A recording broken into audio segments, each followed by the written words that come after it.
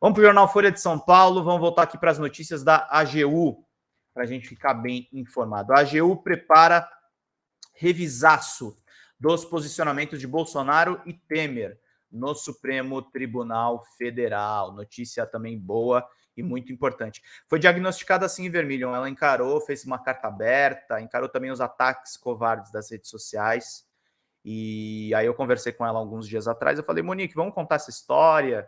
E aí ela contou a história da descoberta do câncer, do tratamento, dos apoios que ela recebeu.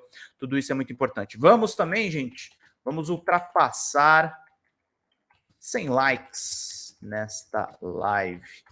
Mandem para os amigos. Ela tá bem já, tá curada do câncer, Vermilion. Por isso que a gente fez essa entrevista, a gente conta a trajetória dela. Ela foi diagnosticada no ano passado e já fez o tratamento, fez quimioterapia, fez todos os procedimentos necessários para acabar com o câncer e cuidar da própria saúde. A AGU prepara-se revisar, seu órgão defende juridicamente que o governo federal crie a linha de atuação oposta aos ex-presidentes. Não deu tempo para anotar o Pix, então vocês vão ficar com o Pix na tela um tempinho. E quem puder, por favor, mandem superchats, que é muito necessário. Ajude a Folha, o Pix é esse aí. Reportagem do José Marques. Órgão responsável pela representação jurídica do governo federal, a AGU, Advocacia Geral da União, se mobiliza para revisar posicionamentos apresentados ao STF, Supremo Tribunal Federal, durante as gestões de Jair Bolsonaro e Michel Temer. A ideia é alinhá-los às diretrizes da administração de Luiz Inácio Lula da Silva, em oposição ao que defendiam os governos anteriores, sobretudo em temas ambientais, sociais e econômicos. Além disso, o órgão tem como proposta diminuir a litigiosidade nessas áreas e buscar soluções negociadas, como acordos, para maior quantidade de questões. Olha aí o Jorge Mexias, que é da AGU. Sob Bolsonaro, a AGU ficou conhecida pela intensa apresentação de ações do Supremo em nome do presidente, para tentar resolver situações como bloqueios de perfis em redes sociais e revisão de medidas de governos estaduais e municípios contra a pandemia da Covid-19. Uma das principais mudanças de posicionamento será feita nas ações em que ficou conhecido no Supremo a pauta verde, cuja maioria dos processos está sob relatoria da ministra Carmen Lúcia. As ações foram levadas ao plenário da Corte em março do ano passado, quando a ministra afirmou ter visto um estado de coisas inconstitucional na política ambiental do país, instituto que permitiria ao judiciário estipular medidas aos demais poderes em relação ao tema. A ministra fez severas críticas ao votar ações que pediam a determinação do governo federal na execução de fiscalização e controle ambiental em níveis suficientes para o combate efetivo do desmatamento da Amazônia Legal e o consequente atingimento de metas climáticas brasileiras assumidas perante a comunidade global. O julgamento, porém, foi paralisado por um pedido de vista, mais tempo de análise do ministro André Mendonça, que foi indicado ao cargo por Bolsonaro. Ao se posicionar, a AGU sob Bolsonaro manifestou contra as ações. Mesmo o cabimento de todas as ações é questionável, disse, antes do voto de Carmen, o então advogado-geral da União, Bruno Bianco.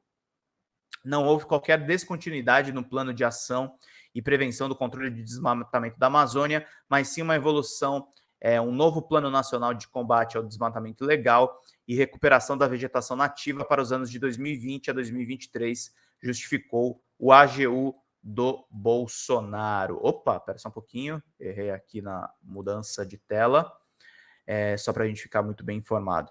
Luiz Giglione, por que infelizmente gamers de extrema-direita não têm noções dos fatos? Eu vi alguns deles dizendo que estavam se vitimizando, olha só, e lacrando nas redes sociais. Pois é.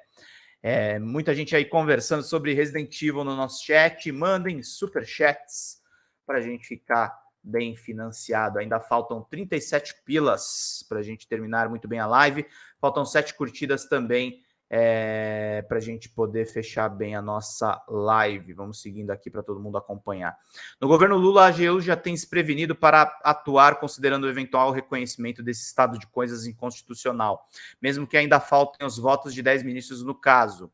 O outro processo no qual a AGU sobre Lula deve ter posição divergente à de Bolsonaro é o marco temporal, que discute se a data de promulgação da Constituição de 1988 deve ser usada para definir a ocupação tradicional da terra por indígenas. A tese do marco temporal tem aval de ruralistas e é rechaçada por indígenas. A decisão do Supremo sobre o tema incidirá sobre todos os processos semelhantes. Ao fazer a sustentação do caso no STF, Bruno Bianco afirmou que o marco traz segurança jurídica para as demarcações de terra. Apenas com a finalização do procedimento demarcatório é que serão iniciados os atos atinentes ao levantamento de ocupações não indígenas e apuração das benfeitorias derivadas da ocupação de boa-fé, disse Bianco. Ainda não houve conclusão do julgamento. A AGU de Lula também mudou de posicionamento a respeito da lei das estatais sancionada durante o governo Temer. À época, o órgão considerou a lei constitucional. Esse também foi o entendimento da PGFN, a Procuradoria-Geral da Fazenda Nacional, já sob Lula.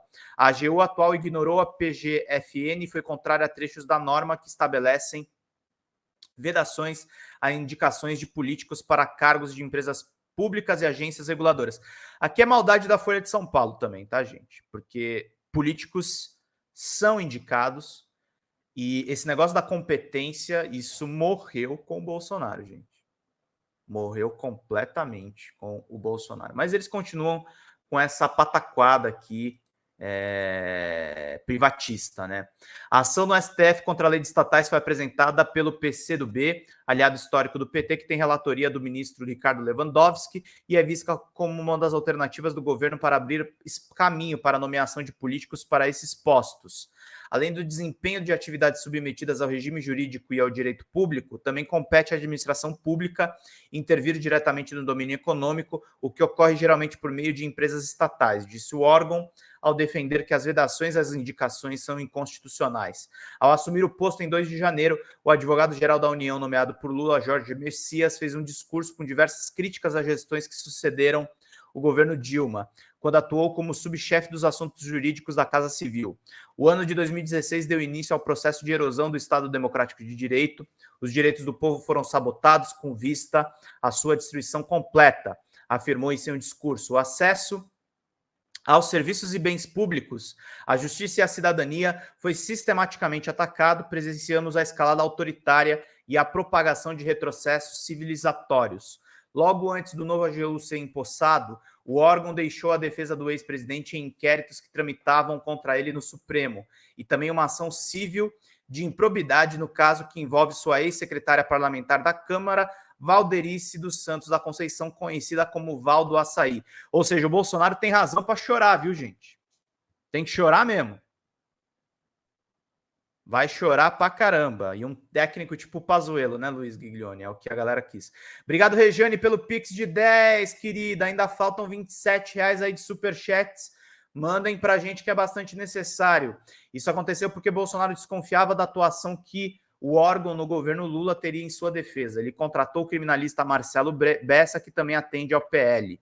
No Supremo, Bolsonaro é alvo de apurações como inquérito das fake news, da suposta interferência de Bolsonaro na Polícia Federal e do vazamento de informações da apuração sigilosa sobre o ataque do hacker ao sistema do TSE. E essa é a notícia aqui da AGU de hoje, gente. Está na manchete da Folha de São Paulo.